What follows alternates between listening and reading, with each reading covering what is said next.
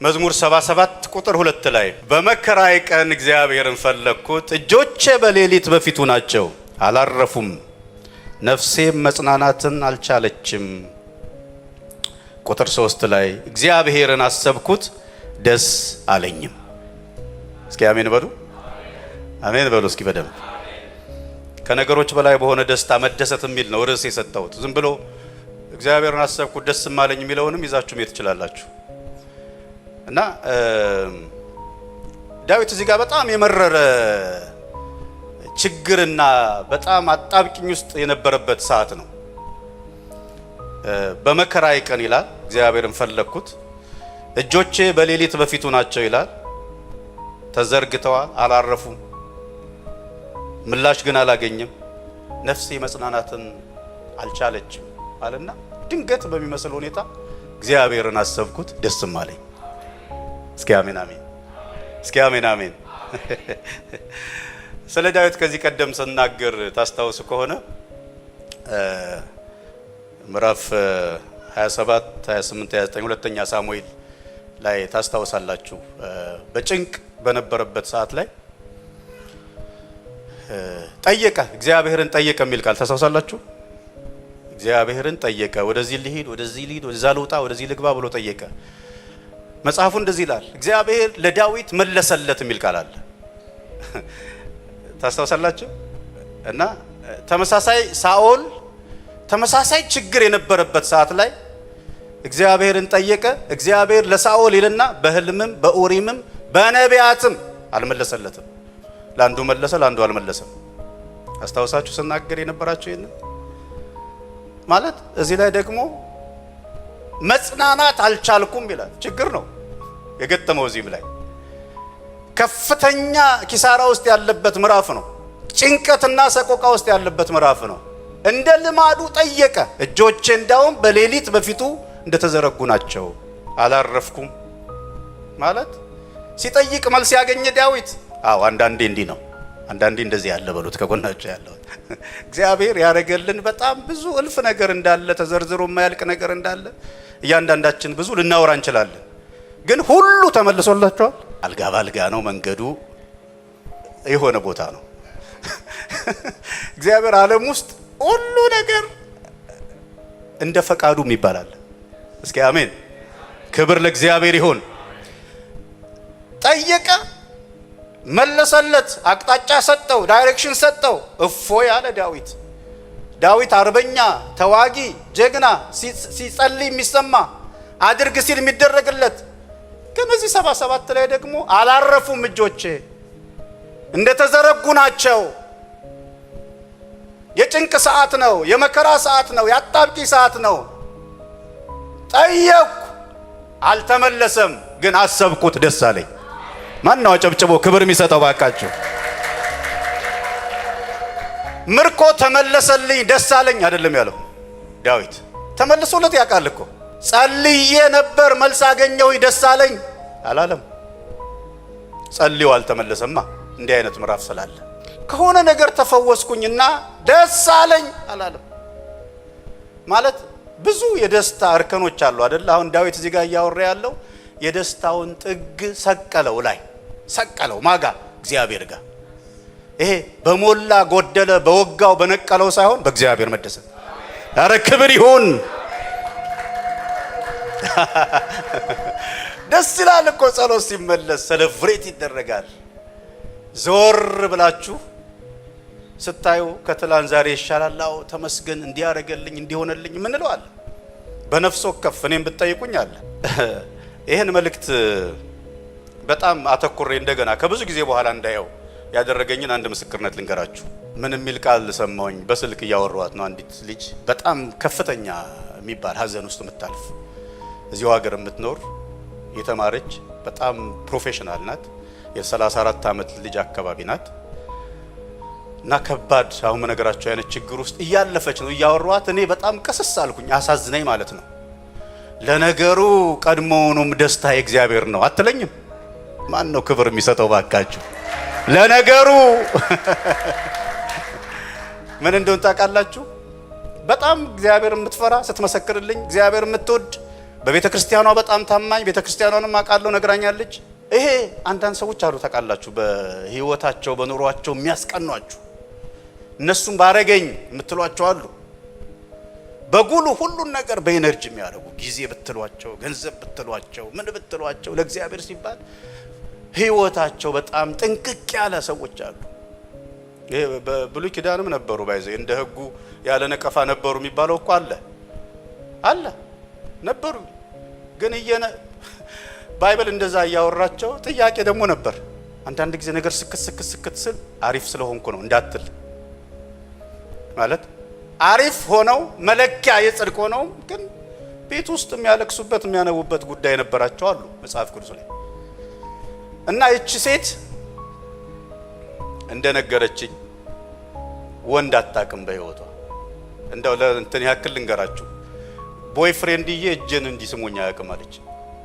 አገባች ነው ወይስ እግዚአብሔር እንድታገባ የምትፈልገው አይነት ወንድ ነበር። የምትፈልገው አይነት ወንድ አገባች። ኤሚ ታውቃለች ይህን ታሪክ። ልክ ያወራኋት ቀን ስነገራት በጣም አዝኜ ማለት ነው። እግዚአብሔር ግን በዚህ ያጽናና። ይለካ ይቻላል። ስቀለው ላይ ደስታህን ፍሳህን ላይ ስቀለው። ሃሌሉያ ክብር ለኢየሱስ ይሁን። በጣም በስነ ስርዓት የኖረች ተጠንቅቃ የኖረች በፈሪሃ እግዚአብሔር የኖረች ልጅ ስትጸልይ እግዚአብሔር ከሰጠኝ ቦይፍሬንድ ከሰጠኝ ስትሬት ለጋብቻ ነው የምሄደው እል ነበር አለችኝ። እሷ ያለችኝ ነው ማላቸው። ከዛ የምትፈልገው አይነት የምታስበው አይነት ድሪም የምታደርገው አይነት የሷው አይነት ተመሳሳይ ፕሮፌሽን ውስጥ ያለ በጣም መልካም እግዚአብሔር ሰጣት። ተጋቡ። በጣም በሚያምር ሰርግ ተደሰተች።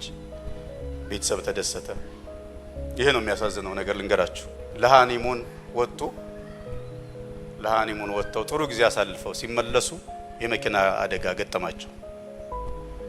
ከዛ እሷም ለተወሰነ ቀን ኮማ ውስጥ ነበረች። ከዛ እሷ ተሻላት፣ ደህና ሆነች። ገስዋት እሱ ሰውነቱ አይንቀሳቀስም። ስትነግረኝ መታጠቢያ ቤት ወስደው እኔ ነኝ ማንቀሳቀሰው እኔ ነኝ። ብዙ አመት ጠብቄ ያገኘሁት ባሌ እንደዚህ እና እኔ እያወራችኝ ቅስስ እያልኩ ወደ ማልቀስ ነገር በጌታ ፊት ነው የምነግራችሁ። ሲዳዳይ ከዛ ገባት የድምጼ ቶን እንደተቀየረ። ለነገሩ ቀድሞውንም ደስታዬ በእግዚአብሔር ነው አለችኝ። አረ ክብር ይሁን። ምን አለ ብታጨበጭቡ ሁላችሁም።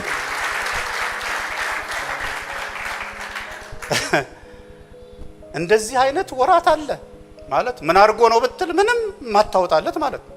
ዳዊት ሲጠይቅ የሚሰማ ሲወጣ አሸንፎ የሚገባ እግዚአብሔርን ታምኖ ብዙ ድንቅ ታምራት በህይወቱ የተከናወነ ዳዊት እጄ ተዘርግቷል በሌሊት እማጸነዋለሁ እንዲረዳኝ እንዲያወጣኝ ፈለኩ የለም ነፍሴ መጽናናትም አልቻለችም ግን አሰብኩት ደስ አለኝ። ክብር ለእግዚአብሔር ይሁን። ጠላቶቼን ስለመታህልኝ ደስ አለኝ አላለም። አሉ እንዳልኳችሁ እንደዚህ የራሳችን የህይወት ምዕራፎች አሉ። ስንጸልይ የተሰማንበት ምዕራፍ አለ። አንዳንዴ ደግሞ እንደ ፈቃዱ ጭጭ ብለህ በደጅ ጥናት የምታልፈዋል እና እዛ ጊዜ ላይ ይኸውልህ ደስታህን ከሰቀልከው ወደ ማጉረምረም ሳይሆን ወደ ምስጋና ትሄዳለህ። ለበጎ ነው ወደሚል ትሄዳለህ። እግዚአብሔር የተባረከ ይሁን። እና ቅድም እንዳልኳችሁ ነው ዳዊት ጠየቀ፣ እግዚአብሔር መለሰለት። ሳሙኤል የመጨረሻው ምዕራፍ ላይ ሳኦል ጠየቀ ተመሳሳይ ነገር። ለሳኦል እግዚአብሔር በህልምም በኡሪምም በነቢያትም አልመለሰለትም። ለምን ብዬ ሳጠና ያኔም ነግሬያቸዋለሁ አስታውሳለሁ። ለሳኦል እግዚአብሔር በህልምም በኡሪምም በነቢያትም አልመለሰለትም ካለ በኋላ ኦኬ የታለቻች ሙታን ጠሪ አለ። ማለት እግዚአብሔርን ሲጠይቅ አማራጭ አስቀምጦ ነው የጠየቀው። ዘጋው እግዚአብሔር ሙታን ጠሪ ጋር ሄደ። ዳዊት ያለ አማራጭ ነው እግዚአብሔር የጠየቀው። ኤፉዱን አምጣልኝ አለው ይላል ታስታውሳላችሁ። ወዘወዘው፣ አመሰገነ፣ ክብር ሰጠው ለእግዚአብሔር። ከበባ አለ፣ አቅጣጫ ጠፍቶበታል። አዎ ጥያቄ ውስጥ ነው። አዎ ግን ለዳዊት መለሰለት የተባለለት ይሄ ሰው እዚህ ጋር ደግሞ ጭጭ ምጭጭ ይባላል። አንዳንዴ እንደዚህ አለ አንዳንዴ እንደዚህ አለ። ይሄ መልእክት ካልኮረኮራችሁ እናንተ በጣም ከሰማይ ሰማያት የመጣችሁ ናችሁ ማለት ነው። በደንብ በጣም ይሄ በጣም ትክክለኛ ሁላችንም የሚነካ መልእክት ነው። አንዳንዴ ለሆነ ሰው ምናምን ትሉት አለ አይደል? እግዚአብሔር ዛሬ አንድ ሰው ያገኛል የምትሉት አለ። ልክ ነው። ዛሬ ለሁላችንም ነው። ለምን ደስታችሁን ስቀሉት። ሞላ ስትለው ይጎላል ነገር። እኔ ይላችሁ ቁጥር 1 ካሴት ለማውጣት በቃ የነበረኝ መንቆራጠጥ ልነግራችሁ አልችልም። በዚህ ገንዘቡ የለም፣ በዚህ የትም አገልግዬ አላውቅም። እኔ ከተሐድሶስ ነው የወጣሁት። የብዙ ዘማሪዎች ተሞክሮ እየተጋበዙ ብዙ ክፍለ ሀገር ያገለግላሉ፣ በየጓዳው ይጋበዛሉ። እኔ ምንም ያቀኝም የለም። ከቸርች ከ50 60 ሰው በላይ የለም። ሜክሲኮ አማኑኤል መጽሐፌ ላይ አለ ይሄ ታሪክ። ከዛ ልቤ ሞልቶ በቃ ልነግራችሁ አልችልም። በቃ እንቆራጠጥ ነበር እስኪወጣ ለብዙዎች በረከት እንዲሆን በቃ የለም። ከዛ ተሰርቶ አለቀ። መዝሙሩን ለመስማት በጣም ጓጉቻ አስታውሳለሁ። የሆነ ቤት ነበር ማደሪያም አልነበረኝም እና ቴፕ ተቀብዬ ሳሎን ነው የምተኛው። የሆነች መጋረጃ ከለሯ ራሷን እስካሁን ትዝ ትለኛለች። መጋረጃ አለች፣ መኝታ ቤት አለ፣ 2 ክፍል ነው ቤቱ። እኔ ሳሎን ያለ እና ቴፑ ከፍቼ ካሴት ነው ያኔ። በጣም ደስ ብሎኝ ማለት ነው። በቃ ይሄ የደስታ ጠግ ነው የሚመስለው ራሱ ነገር ስራው። ሰማለሁ ቁጭ ብዬ። የለም እንቅልፍ። መብራት ኃይል ነው የሚሰራው ሰውየው ማድርበት ቤት እና ስራ ሲሰራ ሁሉ ደክሞት ነው የሚመጣው። ድምፁ ረብሾታል። እኔ ፌሽታ ላይ ነኝ፣ እሱ እንቅልፍ ረብሾታል። አየው ልዩነቱን አየው። ዘፈን አልሰማው፣ መዝሙር የሰማሁት ግን በቃ ሁኔታው ለኔ ግን የመጨረሻ ደስታ የነበረ። ከዛ መጋረጃው ላጣረገና ወንድም ተከስተ ደግሞ በጣም ጨዋ ክርስቲያን ነው። ወንድም ተከስተ ድምፁን እንደው ቀነስ ታረጋው አለኝ። ጓጉቻለሁ እኔ እሺ አልኩት። ደነገጥኩ፣ ሽምቅቅ ነገር አልኩ። ሰው ቤት ጥገኛው ናቸው አስቡት።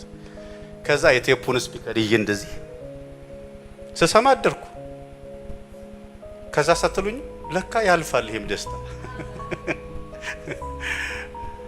ያልፋል። አንዳንድ መድረኮች ምን አለ በረገጥኳቸው የምትሏቸው ለካ ያልፋሉ። ከጎናቸው ያለውን እስኪ ስደርስበት ሁሉ ቀላል ነው በሉት፣ ሁሉ ቀላል። አንድ ስብከት ሰምቻለሁ እንደዚህ የሚል ሲደረስበት። ለዚህ ነው ደስታችንን ማላይ እናድርገው እግዚአብሔር። ክብር ለእግዚአብሔር ይሁን። ዳዊት እንዴት ነው እግዚአብሔርን በማሰብ ውስጥ የተደሰተው? አሁን ቁልፉ ይሄ ነው። አሰብኩት ሲል እንዲህ ይላል 77 ቁጥር 5 ላይ የዱሮውን ዘመን አሰብኩ። እስኪ በሉት ይሄን ቃል። ዛሬ ችግር ላይ ነው፣ በጣም አጣብቂኝ ውስጥ ነው። ግን ዞር ሲል አሰበው እግዚአብሔርን። ከዛስ የዱሮውን አሰብኩ፣ የዘላለሙን ዓመታት አሰብኩ፣ አጠነጠንኩ የሚል ቃል አለ። ሄደ በቃ አይምሮ እግዚአብሔርን ሲያስበው ሄደ። በግል ሕይወቱ እግዚአብሔር ከየት እንዳነሳው ያውቃል። እረኛ በቤተሰብ የተረሳ ልቤን የሚነካው ቃል አለ። እናትና አባቴ ረሱኝ፣ እግዚአብሔር ግን ተቀበለኝ የሚል ቃል። ሲቆጠር እኮ ቦታ አልተሰጠውም። ለንግስና ሲቀቡ ታስታውሳላችሁ። አለፉ እለፍ አለው እግዚአብሔር። ይሄ መልካም ነው ሊቀባ ሲል አሳለ። ዳዊት ሲመጣ በጣም የሚገርመኝ ቃል አለ። አይ በቃ ከምንም አልቆጠረውም ነብዩ። ድክ እያለ ሲመጣ ኦሬዲ ተቀምጧል። ተነስ ተቀባው የሚል ቃል እግዚአብሔር ባይለው አይነሳም ነበር። እስኪ ለጌታ ክብር ስጡ ባካችሁ። ግሎሪ ለምን በሱ መለኪያ የለም። ምንም ስፍራ የሚሰጠው አይደለም። ምንም በጭራሽ። ድክ እያለ ሲመጣ የልብ አምላክ እግዚአብሔር ተነስተ እግዚአብሔር ይባረክ። ሄድኩ፣ አጠነጠንኩ። በግል ሕይወቱ የሆነው ሌላ አንድ ትርጉም ላይ ሳጠና የመጀመሪያውን እንደ እንትን የምትጽፉ ካላችሁ ለእስራኤላውያን ያደረገውን ታምራት አሰበ ይላል። የድሮውን ሲል እስራኤልን መገኛ ማለት ነው የመጽሐፍ ቅዱስ። እግዚአብሔርን የተዋወቅንበት ማህበረሰብ ማለት ነው። ቀላል ማህበረሰብ እንዳይመስል አሰበ። እንዴት ረዳው? እንዴት በምን ውስጥ አለፈ? በግብፅ የነበረውን ጭቆና ሲጮሁ ሲያለቅሱ፣ ጮሆት ላይ አይደለሱ ሲያለቅሱ ሲማጸኑ አግዘይ ሲሉ እንዴት እንደረዳቸው ከየት መድኃኒት ከማይጠበቅበት ቦታ መጣና ዳናቸው። ለሱ ክብር ይሁን። አዋጅ የሞት አዋጅ የወጣበት ቤት ውስጥ አሳደገው እግዚአብሔር። የግብፅን ጥበብና እውቀት እያስተማረ አደገ። ትጠረጥራላችሁ? ትገምታላችሁ? እንደ ሰው መድኃኒት ከዛ ቤት ይወጣል ብላችሁ? ግን እሱ ይችላል። አጠነጠንኩ የሚለው አንዱ ይሄ ነው። ለእስራኤላውያን በግብፅ ባርነት ሳሉ የተደረገውን የእግዚአብሔርን ቸርነት አሰበ። እና አንዳንዴ እግዚአብሔርን አሰብኩት ሲባል ዝም ብሎ ስሜት አይደለም፣ እውቀት ነው። ሄደ። ክብር ለኢየሱስ ይሁን። ሁለተኛው እግዚአብሔር ለፍጥረት ዓለም ለሰው ልጆች ሁሉ ያለውን ዓላማ ተገነዘበ። ዞር ሲል በእግዚአብሔር ዓለም ውስጥ ታቅዶ ተቀምሮ ለሰው ጥፋት የተዘጋጀ ነገር የለም። እግዚአብሔር መልካም ነው። የፍጥረት መጠጊያ ነው። ቸር ነው። ክብር ለእግዚአብሔር ይሁን።